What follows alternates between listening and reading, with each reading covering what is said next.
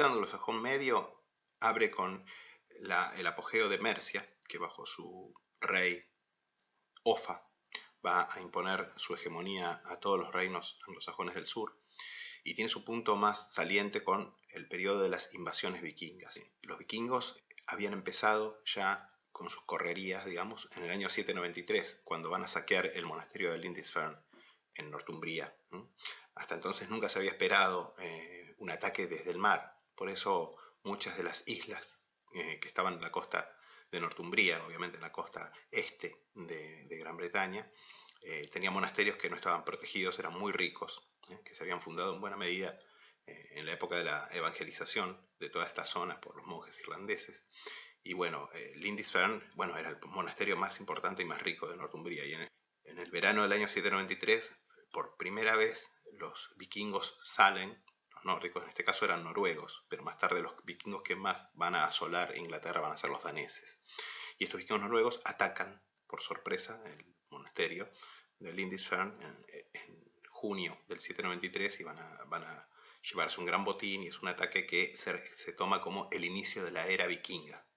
Pero el mayor ataque de los vikingos se va a dar entre los años 865 y 878, cuando se va a reunir lo que los historiadores de la época llamaron el gran ejército pagano, que bueno, se ha especulado mucho sobre el tamaño de este ejército, si era realmente una cosa gigantesca, pero evidentemente marca una nueva fase de los ataques vikingos, porque hasta entonces, a lo largo de todas las primeras tres cuartas partes del siglo IX, los vikingos se habían dedicado a robar, a asaltar, a la piratería y sobre todo a los ataques costeros. Pero en cierto momento empiezan a permanecer en islas cercanas a sus puntos de ataque para pasar el invierno y luego retomar los ataques en primavera.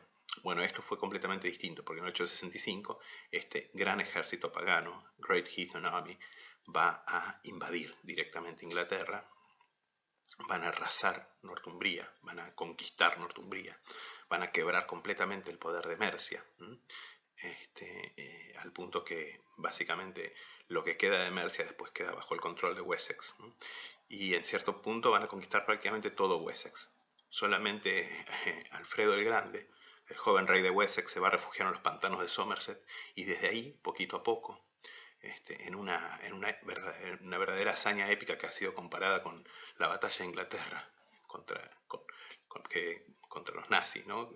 Con el liderazgo de Churchill, va a ir reuniendo apoyos locales, de señores locales, y va a dar su gran contraataque en la batalla de Edington en 878, donde va a derrotar al jefe de los daneses, Guthrum, que va a terminar siendo su vasallo en buena medida. Bueno, con lo cual, digamos que este periodo está marcado por el auge y colapso de Mercia, digamos, un surgimiento inicial de Wessex, bajo una dinastía originaria de Kent, cuyo más alto exponente obviamente va a ser Alfredo el Grande, y luego la confrontación final con los vikingos y finalmente el gran apogeo de Wessex, que en el periodo siguiente, en la primera mitad del siglo X, va a pasar a controlar toda Inglaterra. Bueno, vamos a ver un poco la historia del periodo y al mismo tiempo las monedas del periodo. Bueno, vamos a tratar un poco juntas la historia de estos reinos, reino por reino, y las acuñaciones de estos reinos. Pero antes quiero explicarles que lo que más caracteriza desde el punto de vista monetario al periodo medio anglosajón es la introducción del penique de plata, que es una moneda muy diferente a lo que veíamos viendo al shat o seat, que era una moneda compacta, etc. El penique es una moneda ya con un peso mucho más firme, un peso mucho más establecido, inicialmente un peso liviano, que equivale a 20 grains, o sea, granos, que era el peso que se calculaba en base al grano de cebada, más o menos 1.3 gramos, ¿sí? Que es el llamado estándar liviano, y luego la introducción, todavía bajo Offa, del estándar pesado de 24 grains, o 1.46 gramos más o menos, que va a dar la llamada libra de Offa o libra de la torre de unos 350 gramos, ¿sí? Que estaba compuesta por 240 peniques, 20 chelines de 12 peniques cada uno. Moneda teórica, obviamente, la única moneda que se acuñaba, si bien bajo los reyes de Wessex se llegaron a acuñar algunos medios peniques muy raros, pero en general la única moneda que se acuñaba era el penique. O sea que el chelín, shilling, y la libra, pound, eran monedas de cuenta, o sea, monedas teóricas, monedas peso, ¿no? Y esta va a ser la base del sistema de libra, chelín, penique, o sistema predecimal inglés, que va a quedar vigente en Inglaterra hasta el año 1971, o sea, 1200 años, más de 1200 años.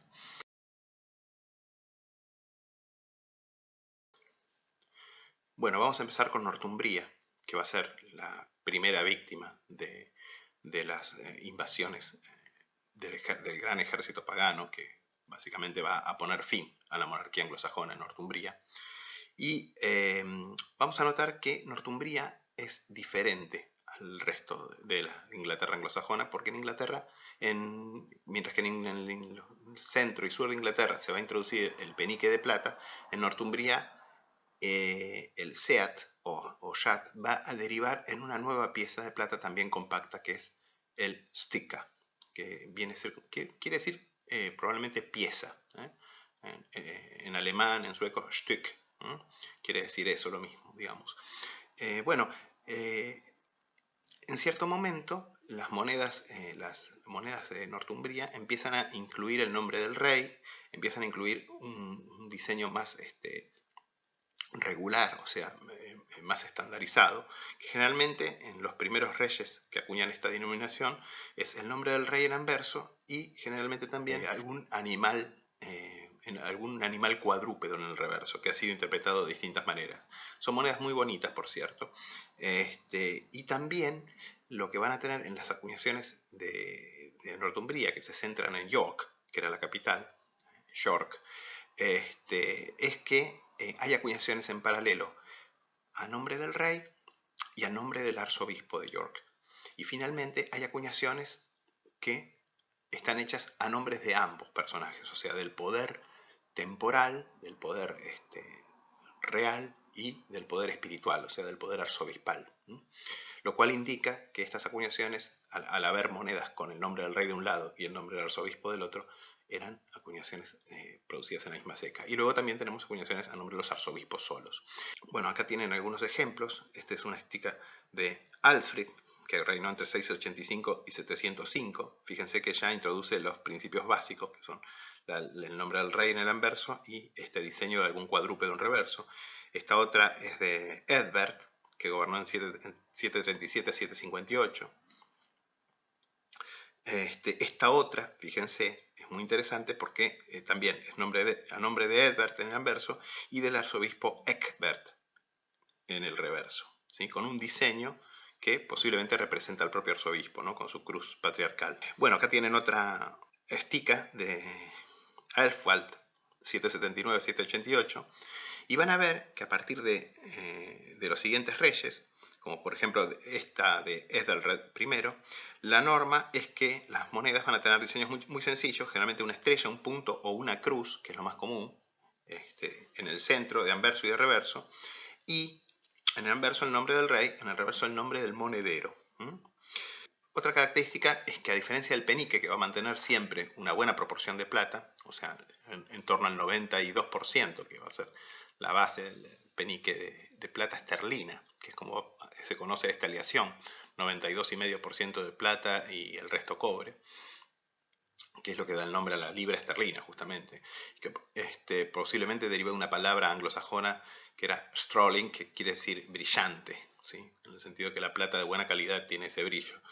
En cambio, las esticas van a empezar a devaluar, y muy rápidamente. De hecho, fíjense, esta moneda del reinado de Anred, del largo reinado de Anred, que es de 810 a 840, monedero Uliaha, ya es una moneda de vellón bajo, y bajo Osberg 850-67, que es el último rey prácticamente que acuña, ya las monedas son prácticamente de cobre o de una aleación de bronce.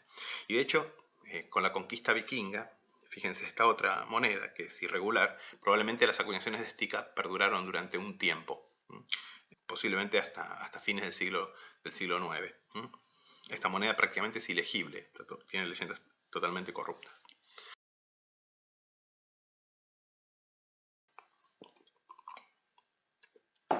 Bueno, vamos a pasar ahora al reino de Kent, que para muchos, gracias a su proximidad con el continente, o sea, con el Imperio Carolingio, donde, como vamos a ver más adelante, ya empiezan las reformas bajo los reyes carolingios, es el mejor candidato probablemente para haber introducido el denario de plata de cospel ancho, que va a ser una moneda de características completamente diferentes a lo que veníamos viendo.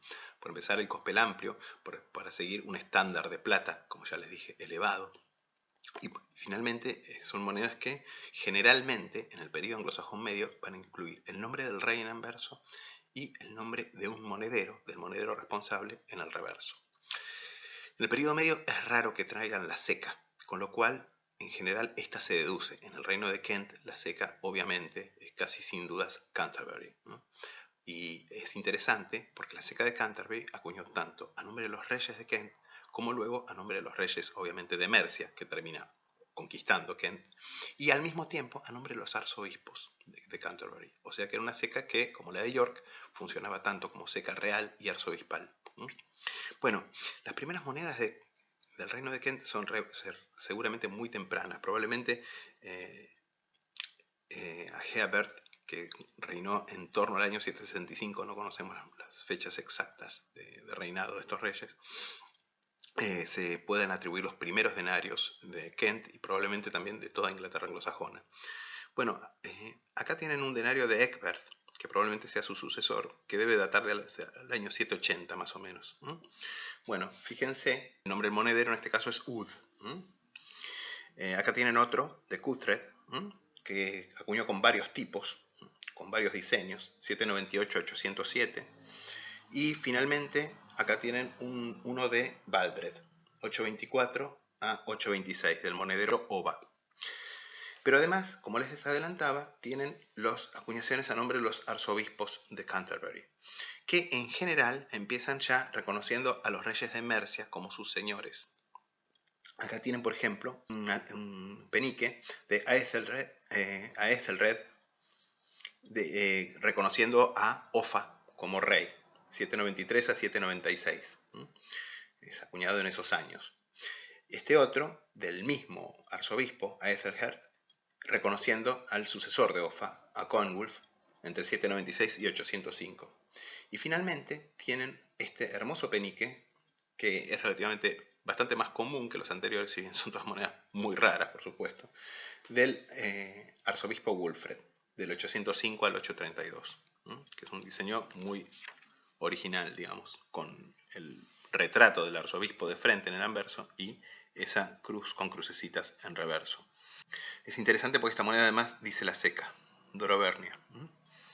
Dorovernia Civitas, o Dorovernia Civitas, que sería el nombre latino de Canterbury en lugar del nombre del monedero en este caso.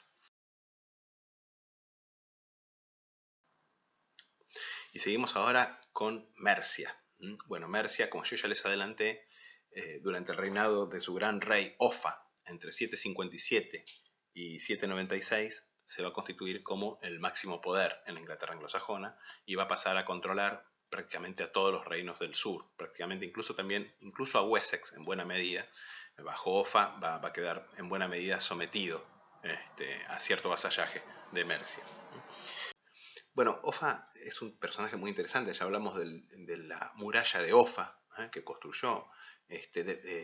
Seguramente su reinado dejó muchos más monumentos, pero lamentablemente se han perdido. Sin embargo, fíjense que en lo monetario, ya desde el comienzo de su reinado, Offa marca una diferencia con lo que se venía viendo en lo que eran las acuñaciones. De hecho, Offa va a tratar de introducir varias acuñaciones experimentales en oro. Fíjense, por ejemplo, el caso de esta moneda, que se la conoce como el dinar de Offa, que es única y está en el Museo Británico, que es una copia exacta, increíblemente exacta, de un dinar de oro del califato de Bagdad, fechado en el año 157 de la Égira, que equivaldría al año 774. Es muy interesante esta moneda porque fíjense que la copia es casi exacta, solo que los monederos anglosajones que la copiaron no entendieron la dirección de las leyendas. Por eso la inscripción con el nombre Offa Rex, que es lo que permite distinguir esta moneda en buena medida de una moneda islámica, aparece al revés. Bueno, otros intentos incluyeron introducir monedas modeladas a partir de los áureos romanos, etc.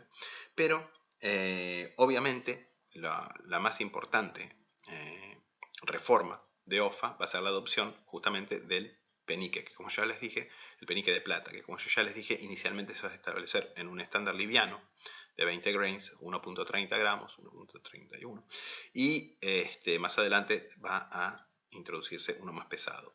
Offa acuñó monedas con muchos diseños y son monedas muy hermosas. Fíjense, por ejemplo, en el primer caso, este penique del estándar liviano con el retrato del rey. Hay muchos peniques que tienen el retrato del rey, otros no, digamos, ¿no? Este penique, concretamente, se atribuye a la Seca de Londres. Cuando digo se atribuye, recuerden que es porque la mayoría de las monedas anglosajonas del periodo medio no tienen el nombre de la Seca.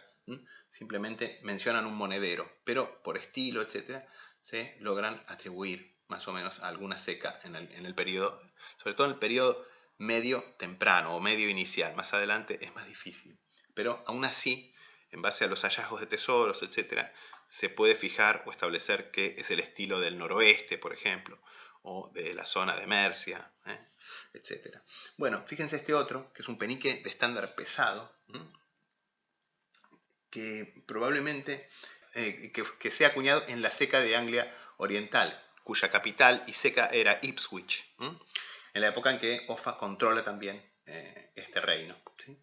Y como es del estándar pesado, si comparamos con la reforma de Carlomagno, que va a establecer un penique, un denario más pesado en el año 793, podemos calcular que los peniques livianos de Offa más o menos caen entre los años 785 aproximadamente y 792, y los pesados entre 793 y 796. Y fíjense, una cosa muy interesante es que Offa acuñó también a nombre de su esposa, un caso único en la historia de Inglaterra. La reina de Offa, Cynethryth, también hay acuñaciones en su nombre. Como por ejemplo este penique de Cynethryth, acuñado por el monedero Eoba de Canterbury. Seguramente entre los años 793 y 796. Bueno, el sucesor de Offa, Coenwulf, 796-821, probablemente las monedas menos raras de Mercia sean las de este rey. Y también experimentó con la acuñación de oro. Esta moneda se la conoce como mancuso, y probablemente su valor era de 30 peniques, pero es también única, por supuesto, como todas las monedas anglosajonas de este periodo. Y como todas las monedas anglosajonas posteriores al periodo de los Thrymsas. Y finalmente voy a mostrar una moneda de uno de los últimos reyes de Mercia, que es Burgred, 852-874, moneda acuñada por el monedero Husa, atribuido a Londres. Este es el tipo conocido como de los anteojitos, o lunettes, por el diseño del reverso, que parece, en este caso no se nota bien, pero después van a ver en otros ejemplares que parece un par de esos anteojos antiguos del siglo XIX.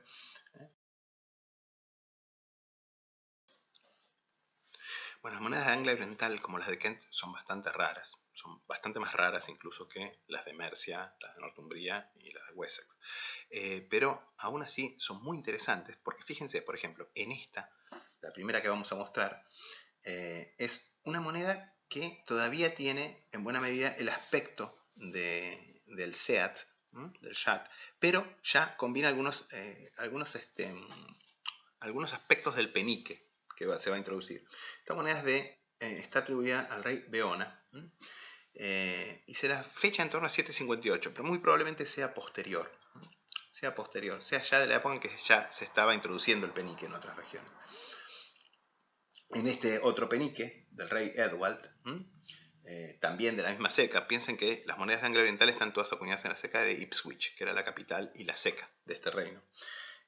Como les decía, esta otra moneda del rey Edward, 796 al 800, coincide luego de la muerte de Offa, está acuñada por el monedero Eadnot. Bueno, hay otros reyes, Edelstan, por ejemplo, aquí tienen otra moneda, de otro penique de Edelstan, 827-845. Los últimos dos reyes que voy a mencionar son los más comunes, esta es del monedero Eadnot. Y finalmente, el último rey de Anglia Oriental, cuyas monedas también no son rarísimas, que es Edmund, o San Edmundo, el último rey de Anglia Oriental, 855-859. Monedero Edweld. El mundo tiene dos tipos. Este es probablemente con la letra A, como la que vimos antes, es el más común. Es interesante porque Edmund fue martirizado y santificado. Fue martirizado por los vikingos, que obviamente conquistaron su reino de Anglia Oriental. Pero cosa notable, más tarde fue canonizado y fue el santo propio de los vikingos que vivían en Anglia Oriental, que durante mucho tiempo, vamos a ver, en el Danegeld de Anglia Oriental, continuaron con sus acuñaciones póstumamente, que se las llama Saint Edmund's Memorial Coinage, las acuñaciones en memoria de San Edmundo, o conmemorativas, digamos, San Edmundo, que van a ser la moneda, el penique propio de la Anglia Oriental vikinga.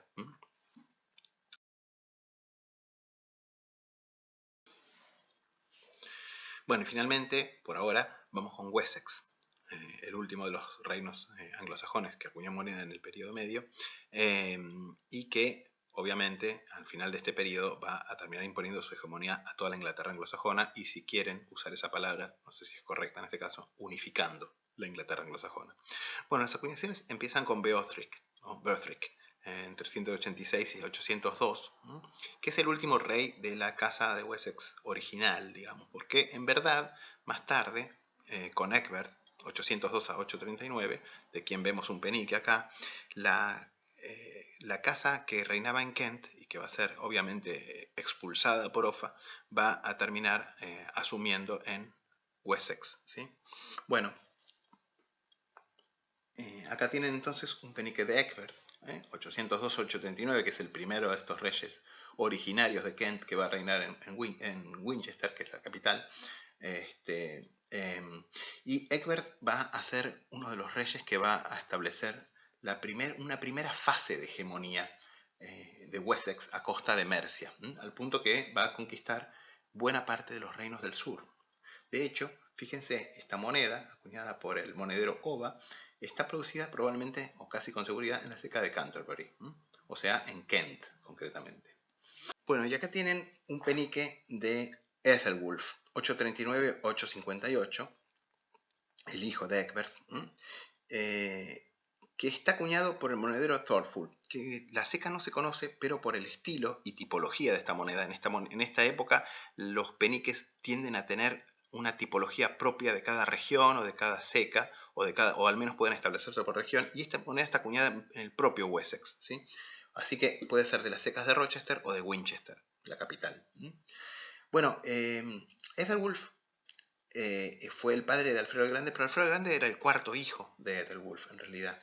O sea que no estaba pensado que iba a gobernar. En realidad, entre 858, que es depuesto Ethelwulf, y 871, van a gobernar en rápida sucesión Ethelbald, Ethelbert y Ethelred, los hermanos mayores de Alfredo, y finalmente, muertos estos tres, va a gobernar Alfredo, que va a subir al trono en el año 871, que obviamente es el personaje mejor conocido de la Inglaterra anglosajona, con mucho.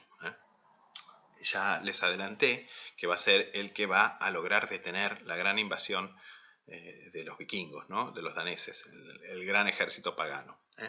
Él se va a refugiar en un momento en los pantanos de Somerset, en las tierras pantanosas de Somerset, inaccesibles, cuando prácticamente todo su reino ya estaba conquistado por los vikingos, que además habían destruido Mercia, destruido Northumbria, conquistado y destruido y conquistado Anglia Oriental, Kent, todo, digamos, y Alfredo se va a refugiar con un puñado de leales, con un pequeño grupo de leales, de pocos cientos de leales, en los pantanos de Somerset, donde cuenta incluso una leyenda que en realidad es incomprobable porque surge unos 100 años después, aproximadamente un siglo después de los hechos, que Alfredo inicialmente llegó solo, con muy poquita gente, y se refugió en la casa de una campesina que le dio, digamos, hospedaje, una señora, y un día esta señora lo puso a cuidar unos pastelitos que estaba cocinando y se fue porque tenía que hacer cosas y dice que le dijo por favor que no se quemen y Alfredo se quedó con los pastelitos pero obviamente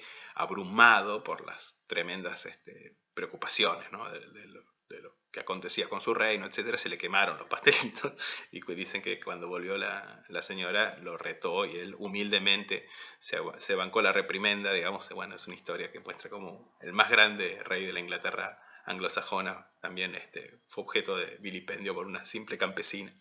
Pero bueno, como sea, ya les expliqué que en la batalla de Edington, finalmente en 878, luego de reunir a sus leales de distintas partes de los territorios que habían sido quedado aislados, digamos, por la conquista vikinga, Alfredo va a enfrentar a Guthrum, al jefe de los daneses, lo va a derrotar, luego de lo cual lo va a hacer bautizar, va a firmar un pacto de alianza, digamos, con una especie de foedu, si quieren, con Guthrum, que va a tomar el nombre, un nombre cristiano, un nombre anglosajón, y va a promover la paz con los daneses, establecido ya en Inglaterra. O sea que acá hay un nuevo componente.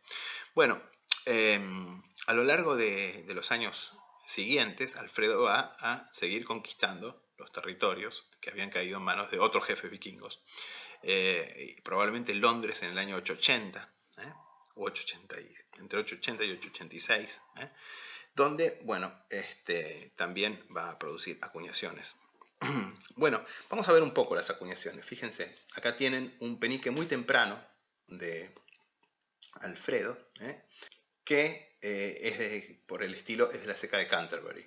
Este es un penique que debe estar acuñado más o menos en el año 871 o poco después. Este otro, también temprano, pero un poquito posterior, probablemente 875-880, es de la ceca de Winchester. Y este es probablemente el tipo mejor conocido de Alfredo el Grande. Es el penique de Londres. Y el penique de Londres es una moneda modelada a partir de las monedas romanas. Es genial porque tiene un anverso con un busto diademado, al estilo imperial romano. Sabemos que Alfredo era un gran admirador del Imperio Romano, de la civilización romana. De hecho, se dice, incluso, o por lo menos yo lo vi en la vieja película inglesa, cuando era chico, de Alfredo el Grande, que él miraba las tácticas de guerra de los romanos en los libros de historia y que aplicó esas tácticas en su guerra contra los vikingos. Y fíjense que el reverso también es muy romano en el sentido que tiene un monograma. Es el monograma de Londres, Londonia, el monograma Londonia. Y arriba y abajo tiene el nombre y el título del monedero. Tilwyn Monet. Pero el tipo que va a introducir Alfredo y que más tarde se va a convertir en prácticamente uno de los principales tipos, sobre todo en el oeste de Inglaterra, es este tipo, que se ve acá, del monedero Wulfred, que es el último tipo que va a introducir, que es el tipo con la cruz y el nombre del monedero en dos líneas en el reverso. Y este tipo probablemente se introduce después del 886 y va a durar hasta el fin del reinado de Alfredo, en 899. Obviamente las monedas de Alfredo no son raras comparadas con otros reyes anglosajones, pero, o sea, son bastante buscadas por su significado histórico, ¿no? Bueno, los sucesores de Alfredo. Su hijo mayor, Eduardo el Mayor, Edward the Elder, que gobernó entre 899 y 924. Se sabe que Eduardo fundó muchos burgos fortificados, boroughs, y fíjense que justamente este penique, que probablemente está acuñado en una ceca, debe estar acuñado por su estilo en una ceca de Mercia, por el monedero Edmund, y esa ceca muy probablemente sea Chester, que es una ciudad muy importante en esta época.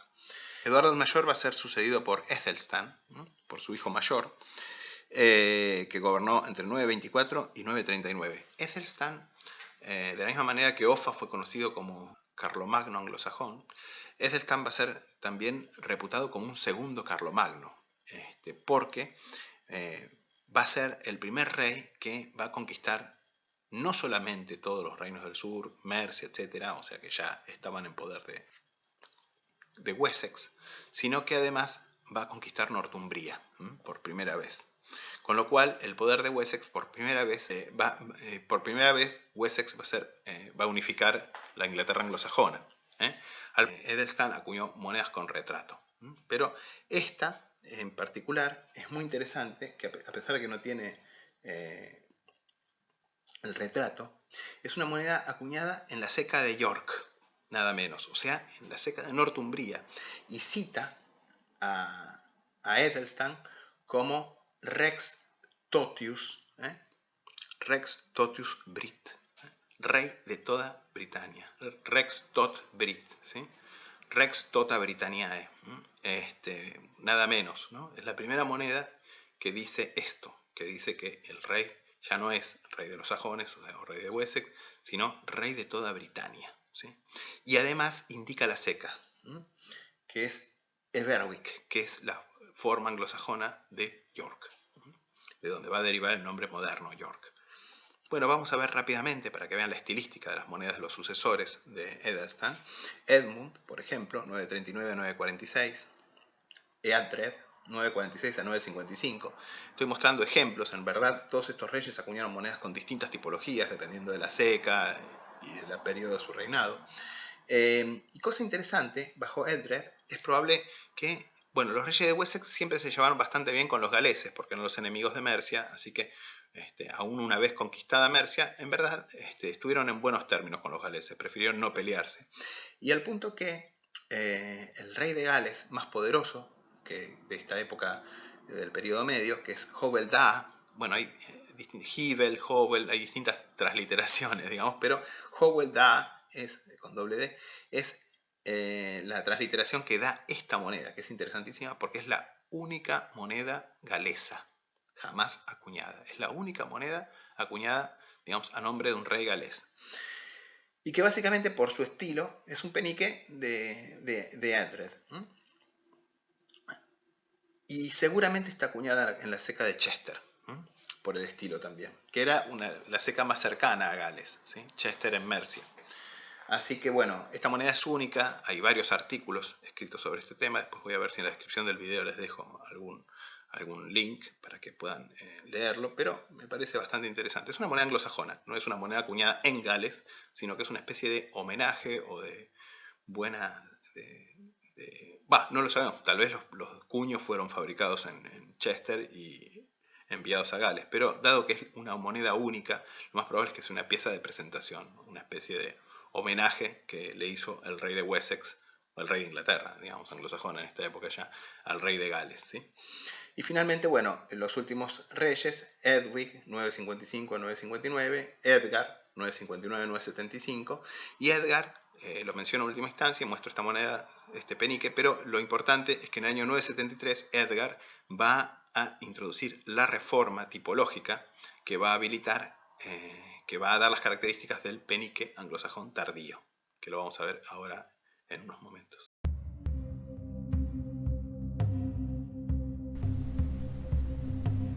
Las ceatas tardías del reino de Northumbria se denominan sticas y se caracterizan por tener inscripciones generalmente en torno a una cruz, ¿no? Sobre todo las sticas tardías, que son de la época en que en el sur ya se acuñaba el denario de plata, introducido probablemente por Offa. Fíjense, pero ya son de plata muy baja o incluso vellón bajo o incluso prácticamente cobre. Esta, por ejemplo, es una estica del rey Ethelred II, que reinó entre 841 y 843 o 44, en época poco antes de las invasiones, o en la época de las primeras invasiones vikingas, por cierto. Poco después el reino de Northumbria iba a sucumbir a los invasores, a los ataques de los invasores vikingos. De un lado tienen el nombre del monedero y del otro el nombre del rey.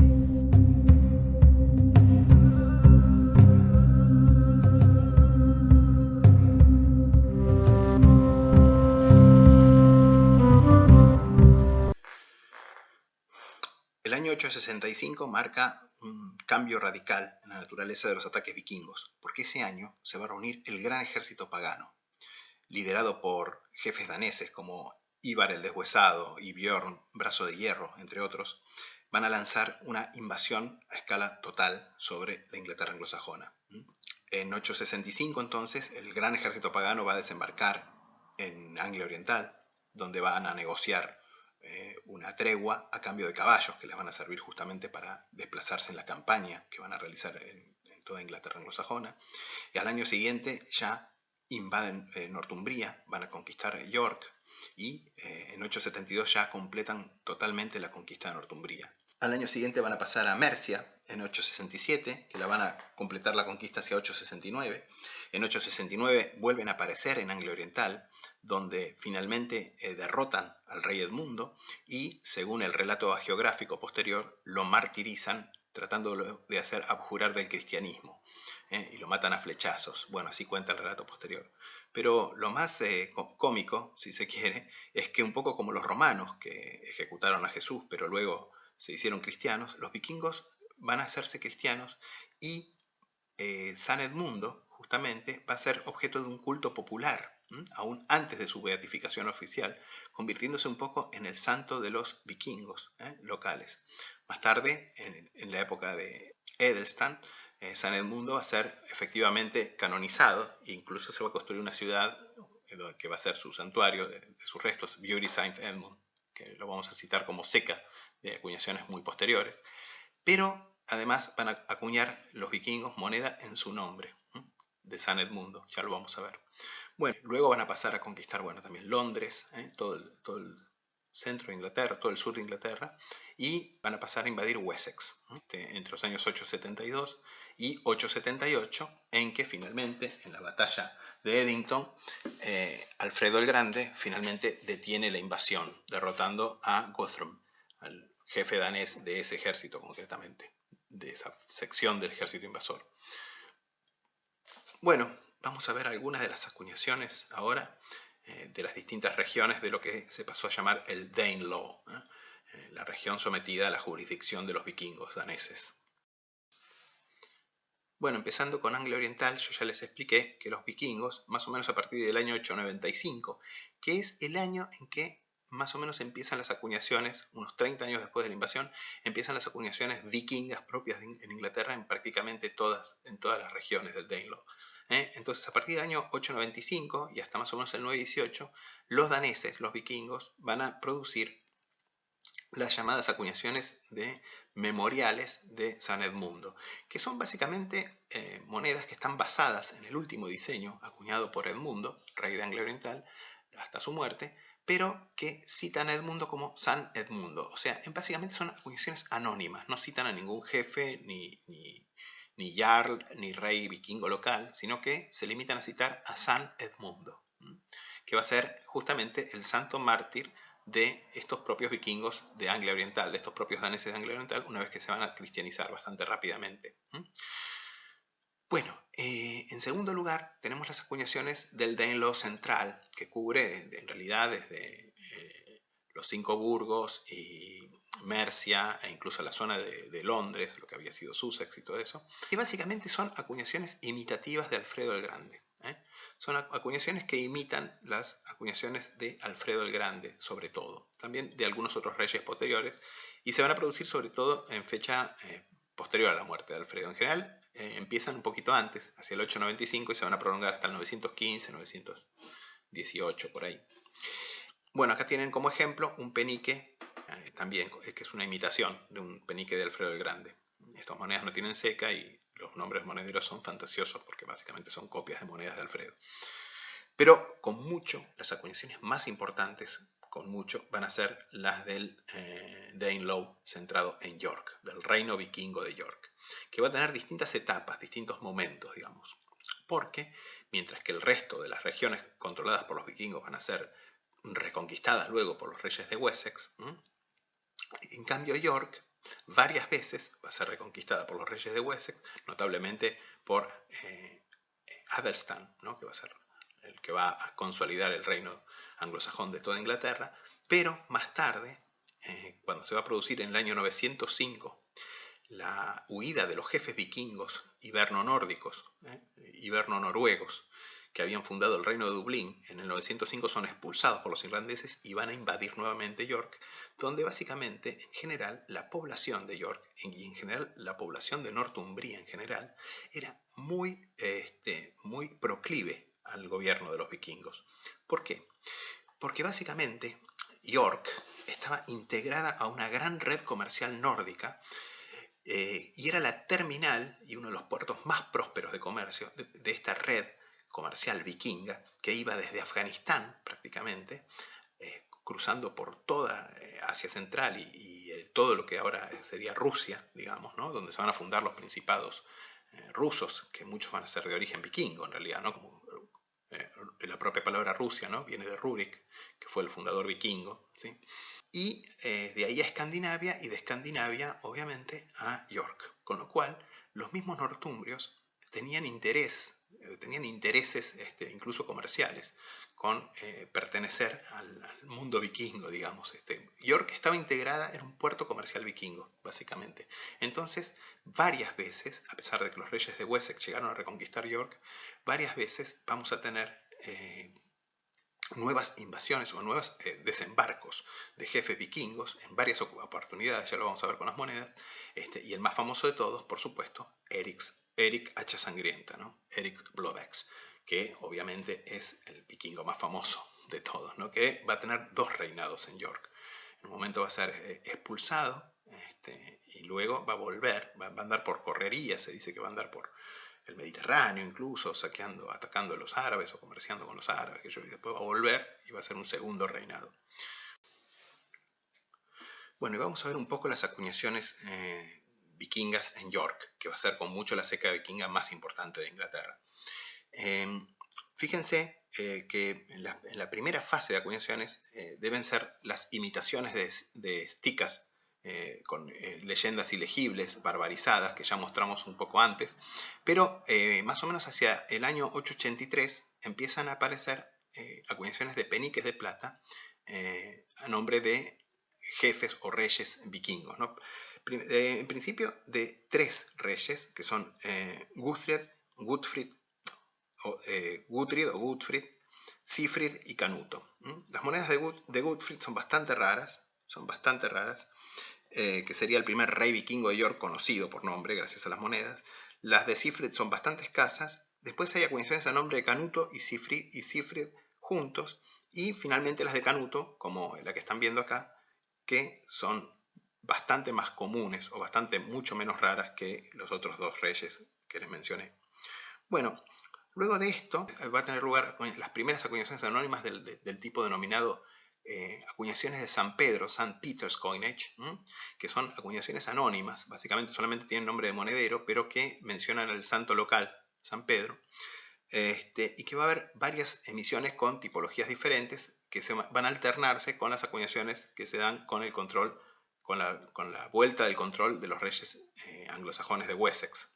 Bueno, no vamos a hablar de esas monedas, vamos a mostrar un ejemplo de estas acuñaciones de San Pedro.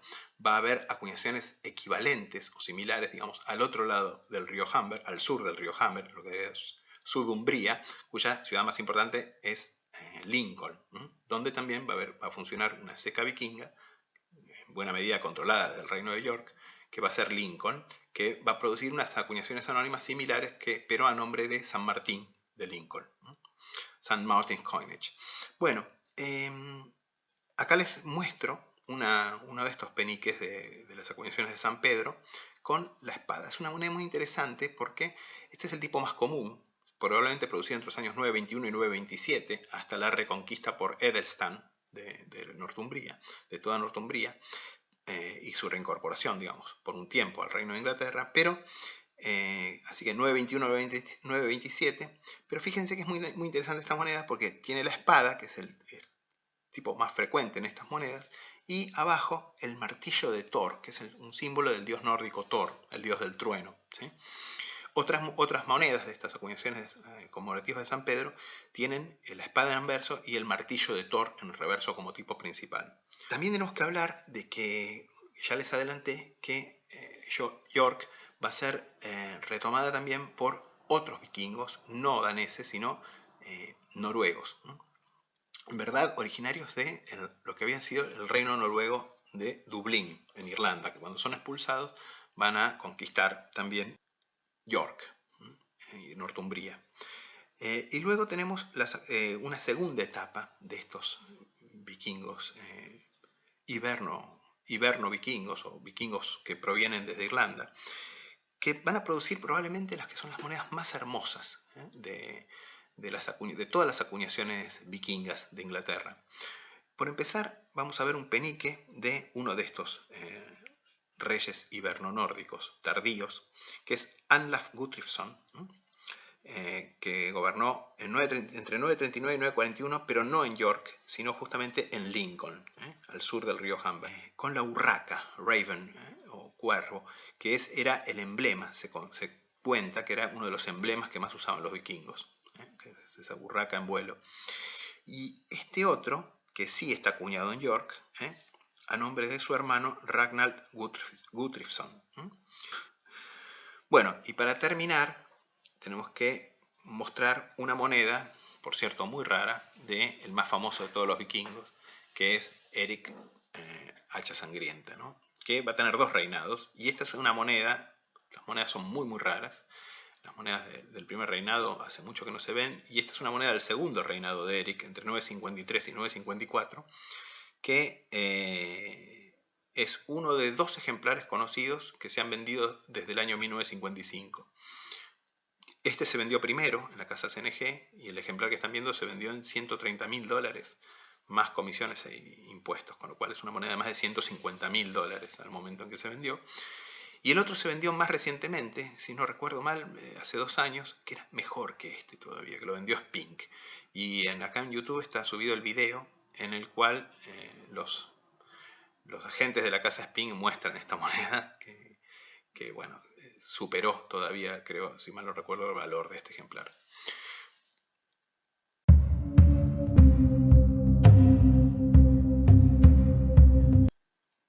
Bueno, ya les adelanté que el periodo anglosajón tardío, desde el punto de vista monetario, empieza con la reforma de Edgar en el año 973, que va a introducir un nuevo tipo de penique.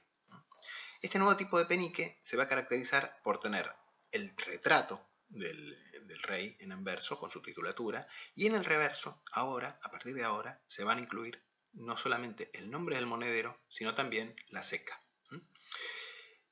Y el tipo inicial de esta reforma va a ser el tipo con la cruz pequeña en reverso, ¿sí?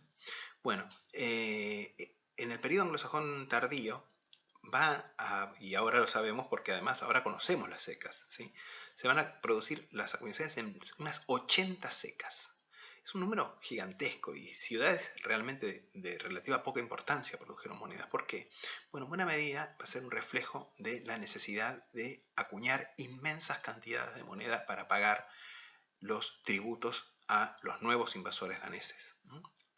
Un tributo que, ya les dije, se llama Danegeld, que es, digamos, el dinero del danés, ¿sí? Bueno, y esto lo que va a hacer un efecto de que por entonces la Inglaterra anglosajona, que probablemente era la nación más rica de Europa en ese momento, sobre todo por la cantidad de plata que tenía, enormes tesoros, por ejemplo, tesoros eclesiásticos, platería que se usaba para comer, etcétera, de lujo, etcétera, todo se va a fundir para acuñar estas monedas que en buena medida van a terminar muchas en Escandinavia, para pagar los tributos, el soborno, digamos, para evitar los ataques de los daneses. Bueno, veamos un poquito rápidamente. Acá tenemos entonces un penique de Edgar entre 959 y 975, acuñado por el monedero Branting en Norwich. Por eso el reverso dice Branting en Nord, como pueden leer en torno a la crucecita.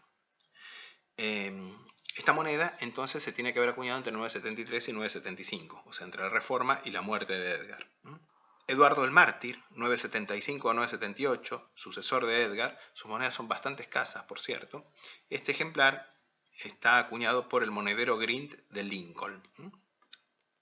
Bueno, en el 978 se produce el ascenso al trono de un muchacho, que va a ser Ethelred II, cuyo reinado marca el punto de inflexión y de colapso del del reino anglosajón de Inglaterra. Bueno, Ethelred va a ser conocido con el apelativo de Ethelred the Unread, que pasó al inglés moderno como Ethelred the Unready, o sea, algo así como Ethelred el dubitativo, ¿no? Pero en realidad un red es un apelativo despectivo, por cierto, también, pero irónico, porque Ethelred, en inglés antiguo, quería decir noble consejo. Edel, noble, red, consejo, como rat en alemán, ¿no? Y un red quiere decir sin consejo, o mal consejo incluso, ¿no? Como diciendo que, bueno, básicamente mostrando un poco la inoperancia de este rey, digamos, que en buena medida precipitó al colapso de la Inglaterra anglosajona. Las acuñaciones de Ethelred II son súper complejas, súper interesantes y extensísimas, digamos, ¿no? De hecho, es un reinado muy largo y si bien inicialmente va a seguir con la tipología del retrato y la crucecita en reverso, después va a acuñar por lo menos una docena de tipos diferentes. Y la diferencia con el periodo anterior, con el periodo medio, en que veíamos que muchas veces el estilo o el diseño de una moneda tenía que ver con la región donde estaba acuñada, es que ahora se va a cambiar el diseño centralmente. Probablemente muchos cuños eran producidos centralmente desde la capital, desde Londres, y se van a enviar a las distintas secas, con lo cual todas las secas acuñan en un determinado periodo de tiempo, en unos determinados años, un mismo diseño de moneda, ¿sí? Bueno, vamos a ver algunas. Ya les dije que las primeras son similares a los del reinado anterior, así que no voy a mostrar. Voy a mostrarles, por ejemplo, mejor un penique de uno de los primeros tipos introducidos con cambios, que es el tipo este de la mano. Hay varios tipos con la mano, hay uno con la mano bendiciente, etc. Este es el primer tipo con la mano, acuñado por el monedero Sigeric en Watchet. Este tipo estuvo en vigencia entre los años 985 y 991, o sea que viendo uno el diseño de la moneda puede estimar en qué año se acuñó. Este otro, que es el llamado tipo de cruz larga, que fue extensamente imitado por los vikingos y por otros post-vikingos en Irlanda y en Escandinavia también, es probablemente uno de los tipos más comunes de Ethelred II. Estuvo en vigencia entre los años 997 y 1003. Y este está acuñado por el monedero Aelfric en Cambridge. Como les digo, las acuñaciones van a ser cada vez más extensas bajo Ethelred II y van a tener que ver también con el pago del Danegeld, que va a ser cada vez más creciente, que es el dinero de soborno que se le paga a los daneses para que no hagan sus correrías, para que no ataquen, ¿no? En 991, por ejemplo, se le van a pagar 10.000 libras a los daneses en moneda, 10.000 libras de plata, ¿sí? A 240 peniques por libra son 240.000 peniques, ¿no? En 994 va a venir otro Danegeld de 22.000 libras. En 994, bueno, Olav Tryggvason, que es así sobornado, digamos, se va y muchos de sus daneses se quedan en Inglaterra como mercenarios al servicio del rey. Pero entre 997 y 1000 se van a producir nuevos ataques de otros piratas daneses. Y en 1001, por fin, se decide el pago de un nuevo Danegeld de 24.000 libras esta vez. Van a ver cómo va a ir creciendo las sumas que se le pagaban a los vikingos daneses. El punto de inflexión lo va a marcar el 13 de noviembre del año 1002, el día de San Bricio, en que, por instigación del rey, la gente anglosajona va a empezar a masacrar sistemáticamente a toda la población de origen danés pacíficamente establecida en el este de Inglaterra desde la época de Alfredo el Grande, o sea, en Anglia Oriental, en el este de Northumbria, etc. Van a empezar a ser masacrados por instigación del rey, que no tiene mejor idea que desquitarse con la pobre población de origen danés que vivía pacíficamente en Inglaterra desde hacía más de 100 años, que van a ser masacrados, una cosa tonta, estúpida y racista, al punto que incluso se cuenta que la gente perseguida, madres, hijos con bebés, etcétera, se encerraron o trataban de buscar santuario en las iglesias y las iglesias eran quemadas con la gente adentro. Y esta respuesta irracional, típica de Ethelred, el mal asesorado, digamos, va a tener una consecuencia inesperada, porque en esta masacre, según se dice, va a morir Gunilda, la hermana del rey Sven Barba Partida de Dinamarca.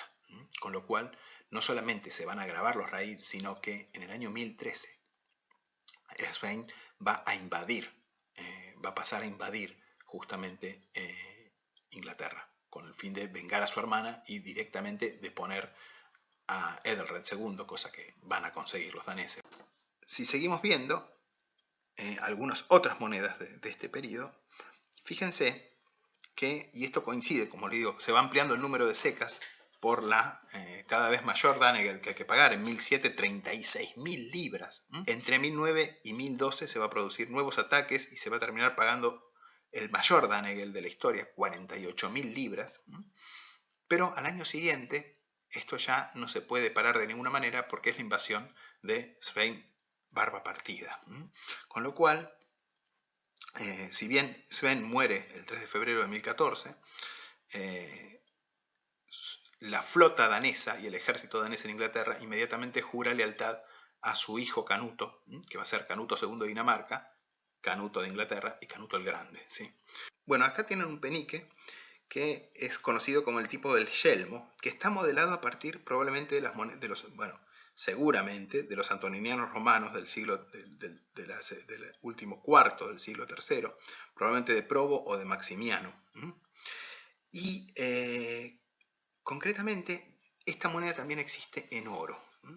Fíjense, esta moneda es conocida también como mancuso o penique de oro, pero es única. Está en el Museo Británico y si miran el documental de la serie de In Search of the Dark Ages de Michael Wood, para mí probablemente la mejor serie de documentales que se hizo de historia en todos los tiempos, van a ver en el capítulo In Search of Ethelred II, In Search of Ethelred the Unready, perdón, que Marion Archibald, que por entonces era la conservadora de monedas anglosajonas en el Museo Británico, le muestra, pueden verlo ahí en vivo, el mancuso de oro de Ethelred II.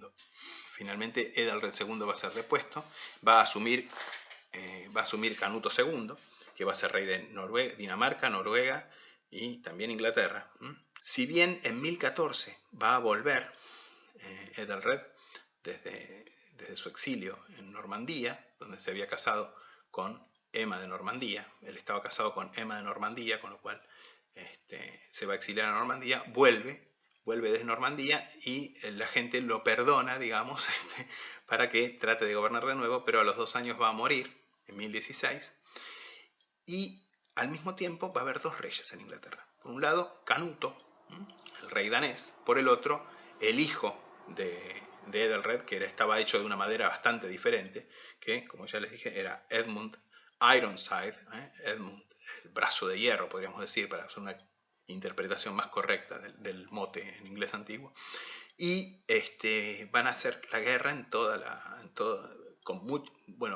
Edmund va a recuperar buena parte a lo largo de los primeros meses del año 1016, va a recuperar buena parte de los territorios, si bien finalmente va a ser derrotado cerca de Londres por Canuto, pero su fama de guerrero de Edmund era tan portentosa que Canuto llega a un pacto con él. Edmund va a conservar Wessex y Canuto va a ser rey de todo el resto de Inglaterra. Bueno, en la práctica, Edmund muere muy poco después, así que no hay acuñaciones conocidas a nombre de Edmund, y Canuto queda como rey de toda Inglaterra. Ese es el fin, digamos, por el momento, de la dinastía anglosajona, porque los reyes que van a seguir van a ser daneses. Canuto además se va a casar con Emma de Normandía, o sea, con la viuda de Ethelred II, ¿sí? Con lo cual, digamos, queda como hay una continuidad. Y Canuto va a ser un buen rey, por cierto, no va a ser un mal rey. Bueno, vamos a ver algunas monedas. Fíjense, acá tienen un penique del rey Canuto, acuñado por el monedero Lefwin en Stamford. También Canuto tiene varios tipos. Este tipo, que es el conocido como cuatrifolio, porque tiene tanto el retrato en anverso como la cruz en reverso dentro de un cuadrifolio, de ese diseño de 4 lóbulos. Este tipo corresponde a los años 1017 y 1023, pero hay otros tipos. De hecho, yo les voy a mostrar uno de mi colección al final, que es de un tipo diferente. Bueno, a la muerte de Canuto en el año 1035, digamos, después de unos años de paz y prosperidad y de reconstrucción, ¿no?, para Inglaterra, que había sufrido mucho en estos años. Canuto va a ser heredado por tenía 2 hijos, uno ilegítimo, que se llamaba Harold o Haroldo, y otro legítimo, habido con Emma de Normandía. En principio el que tenía que heredar era el legítimo, que se llamaba Hartacanuto, sería Hartacanut, que quiere decir, Canuto quiere decir nudo en inglés, digamos, en nórdico, ¿no? Knut es nudo, y Hartacanuto sería como nudo muy duro. Bueno, ese era el nenito, que era menor, que debido a la edad, el que va a asumir como regente en Inglaterra, mientras que Canuto, o Hartacanuto mejor dicho, también conocido como Canuto III, va a asumir como rey en Dinamarca, y en Inglaterra va a asumir Harold como regente, pero luego se va a titular directamente rey. Bueno, finalmente vamos a ver algunas monedas de Harold. Acá tienen un penique. Harold reinó entre 1035 y 1040, y este es un penique acuñado por el monedero Audgrimir en Lincoln. Y acá tienen un penique de Hartacanuto, 1035 a 1042, acuñado por el monedero Wulfstan en Huntingdon. Cosa notable, Hartacanuto, o Canuto III de Dinamarca, Canuto II sería de Inglaterra, va a morir muy joven, sin descendencia, y va a ser proclamado rey el hijo de Edelred the Unready, o sea, de Edelred II, que es Eduardo el Confesor, 1042 a 1066, que va a ser el penúltimo rey de Inglaterra y el último rey de la casa de Wessex, ¿sí? Bueno, si bien tuvo muy buena prensa a lo largo de la Edad Media, Eduardo el Confesor fue un rey bastante inoperante, fue un rey muy influido por la línea materna, por su línea materna, que era la línea normanda, al punto que la corte de Inglaterra se llenó de normandos, etc. Y esto dio todo pie a que encima, al no tener herederos, al no dejar hijos varones capaces de heredar el trono, se volvió una gran especulación quién iba a ser rey de Inglaterra a la muerte de él. Porque básicamente todos se consideraban con derecho a ser reyes de Inglaterra, especialmente, entre otros, Guillermo, el duque de Normandía. Eduardo el Confesor tiene muchos tipos de peniques, porque es un reinado bastante largo, 1042 a 1066, pero si bien hay otros más comunes que el que voy a mostrar, este es el más notable, es el llamado tipo soberano. ¿Por qué? Porque tiene al rey sentado en el trono con el orbe y el cetro, y coronado. Bueno, este diseño, mucho más tarde, unos 500 años después, se usó para las monedas de una libra conocidas con el nombre de soberanos, ¿sí? Por eso el tipo del rey sentado, en general, cuando lo vean en las monedas inglesas, se lo suele llamar tipo soberano, ¿sí? Ese es el llamado penique de tipo soberano. Bueno, el monedero es Brand on Wallingford, y es un tipo que estuvo a fines del reinado, fue el tipo empleado a fines del reinado entre 1056 y 1059. Hay otros tipos posteriores a este, pero este es bastante tardío. Eduardo va a morir a comienzos del año 1066.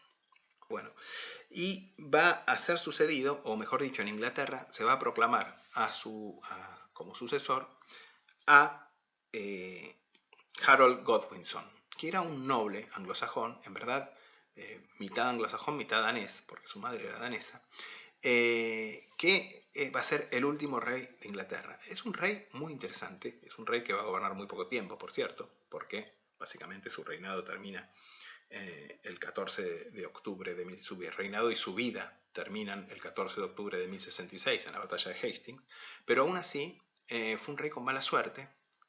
Su vida estuvo asignada por un coraje y una energía increíbles y al mismo tiempo una mala suerte increíbles. Cuando todavía no era más que uno de los principales nobles de Inglaterra, él va a tener un naufragio en las costas de Normandía y va a ser hecho prisionero por Guillermo de Normandía, el duque de Normandía, que tenía pretensiones ya a la corona de Inglaterra para cuando muriera Eduardo el Confesor. En ese trance, Guillermo le hace jurar a Harold que va a sustentar su derecho a la sucesión de la corona de Inglaterra, llegado el caso. Bueno, pero obviamente, cuando él es efectivamente coronado, se olvida de ese juramento, digamos que además había sido hecho medio por obligación, no había sido un juramento en libre albedrío, digamos. Con lo cual, Harold Godwinson es proclamado rey en febrero de 1066 e inmediatamente se ponen en marcha 3 ejércitos para destronarlo y para ocupar el trono de Inglaterra. Por un lado, su propio hermano, Thorstein, que era Earl, que sería duque. Todos los reinos anglosajones de Inglaterra, una vez conquistados por Wessex, pasaron a no tener más reyes, obviamente, pero el noble que estaba al mando, como delegado del rey de toda Inglaterra, pasa a tener el título de Earl, que es equivalente a duque. O sea, lo que antes ya era un reino y ya no tenía soberanía, era como una especie de ducado.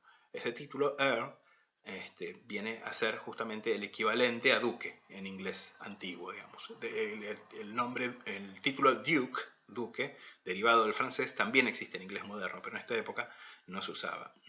Bueno, por un lado, Thorstein, entonces, su hermano, que era el duque de Northumbria, por el otro, Harold Hardrada, rey de Noruega, un rey vikingo, digamos, que va a pasar a invadir inmediatamente, con su flota va a llegar a Northumbria, donde se va a unir con Thorstein, va a derrotar a las fuerzas locales y se va a unir con Thorstein, que había sido degradado por su hermano. Y finalmente, al mismo tiempo, Guillermo de Normandía, desde Francia, va a preparar una flota lentamente, tranquilamente, esperando obviamente que se peleen primero los otros, obviamente, ¿no? Bueno, finalmente Harold va a enfrentarse a un ejército muy superior al suyo, corriendo desde Londres hasta Northumbria para enfrentarlo. Va a derrotar a las fuerzas combinadas de Harold Hardrada y su hermano Thorstein, al punto que se cuenta que antes de la batalla fue a parlamentar. Se dice que mandó un emisario a parlamentar, o así le anunciaron al noruego Harald y a Thorstein que venía un emisario a parlamentar y que les dijo, bueno, ¿qué ofrecen, no? ¿Qué ofrece Harold? Dice, bueno, Harold Hardrada, el noruego, medía más de 2 metros, era un gigante, más en la Edad Media, donde la gente era de estatura bastante más chica. Entonces dice que el mensajero, entre comillas, le dijo, le ofrezco 2 metros de tierra anglosajona para su cadáver. o un poquito más si necesita, porque es un tipo grande. Bueno, y cuando se retiró el mensajero, Harold Hardrada, dice, ¿vos lo conocés? ¿Sabes quién es? Dijo, es Harold, es mi hermano Harold en persona. Bueno, o sea que no era ningún flojo el muchacho. Se mandaba solo a negociar incluso. Bueno, en la batalla que sigue, Harold Godwinson, el rey anglosajón, el último rey anglosajón, derrota y mata tanto a Harold Hardrada, rey de Noruega, como a su propio hermano Thorstein, traidor. Y ese es el momento, obviamente, en que Guillermo de Normandía decide invadir. Así que, desde esta batalla que tiene lugar, creo que el 14 de septiembre, en York, al desembarco en Hastings, en la otra punta, en el extremo sur de Inglaterra, el pobre Harold corre con sus tropas, que llegan ya obviamente cansadas, etc., a enfrentar a los normandos. En una de las batallas más largas y sangrientas de la historia. Fue una batalla que duró horas y horas y horas. La mayoría de las batallas duraban 1 hora, 1 hora y media, 2 horas. Esta batalla duró como 8 o 9 horas, tremenda. Está representada de una manera increíble toda esta historia, en realidad, no solo la batalla, en el famoso lienzo mal llamado tapiz de Bayeux, que es como se lo ha llamado la primera historieta de la historia, ¿no? Porque de la historia del arte, porque básicamente es una sucesión de cuadros en movimiento, ¿no? Con leyendas explicativas, digamos, ¿no? Y finalmente, bueno, lamentablemente, Harold Godwinson está a punto de ganar esta batalla también, y tiene la mala suerte de que es herido en un ojo por una flecha. No está comprobado que esto haya sido así, porque en verdad se contaba que la muerte de un flechazo en la cabeza, en un ojo, así, era una muerte ignominiosa, y era la muerte propia del perjuro. que era lo que se le reclamaba, o lo que, mejor dicho, en realidad, Guillermo el Conquistador. Guillermo el Bastardo, duque de Normandía, a partir de aquí conocido como Guillermo el Conquistador, le indigaba por haber faltado a su juramento de sostener la pretensión de Guillermo al trono de Inglaterra. Pero lo cierto es que muere en la batalla y eso marca la suerte de los anglosajones y va a empezar un nuevo periodo. Bueno, así que para concluir esta parte, digamos, explicativo, histórico-monetaria, vemos un penique de Harold Godwinson, Harold, el último rey anglosajón. Los peniques de Harold son todos de este tipo, que se lo conoce como el tipo Pax, que tiene esta inscripción en reverso, y el nombre del monedero en torno. Fíjense que el retrato siempre es muy lindo estilísticamente, es un retrato bastante, pareciera casi realista, con la corona y el cetro. Y en este caso el monedero es Wolfgang de Londres.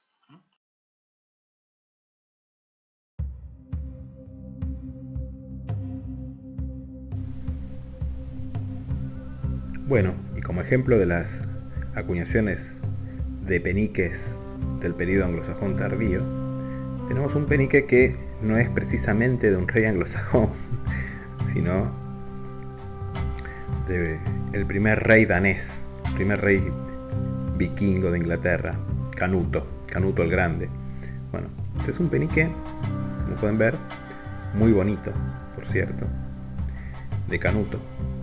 Este es el tipo denominado de yelmo puntiagudo, Pointed Helmet Type, que se acuñó entre 1024 y 1030.